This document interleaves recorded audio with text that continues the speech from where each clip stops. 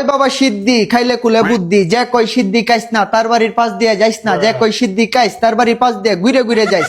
বাজান তোমার নাম কি? মোহাম্মদ আশরাফ। তুমি হিন্দু না মুসলিম? মুসলিম। তাইলে বলো সুবহানাল্লাহ, সুবহানাল্লাহ, আলহামদুলিল্লাহ। আলহামদুলিল্লাহ। এই যে কথাগুলা বললা এটা ভালো হয়েছে না খারাপ হয়েছে? ভালো হয়েছে। রাগ করলা না। তাইলে বাজান এখন তোমার আমি কিছু কথা বলবো, বিশ্বাসে মিলাই বস্তু তর্কে বহুদূর।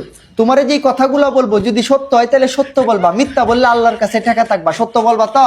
বলবো। রাগ করলা না। তুমি এমন এক ব্যক্তি, তোমার খাইলে খিদা লাগে না, ঘুমাইলে চোখকে দেওয়া না, কথা কো ঠিক না বেটি? ঠিক। তোমার এমন এক রূপ হয়েছে বাজান, যেই রূপ এই দুনিয়ার কোনো ডাক্তার সারতে পারবো না। তবে আমার কাছে আছে এমন এক গাছ যেটা আমি কিনা 1 যুগ 12 বছর কামরুক কামাক্কা আমার উস্তাদের কাছ থেকে তন্ত্র সাধনা শিক্ষা নিয়ে আসছি। আমার উস্তাদ বলেছে, হে বর্ষ এই গাছ বিক্রি কইরা তুই মানুষের কাছ থেকে টাকা পয়সা নিবি না।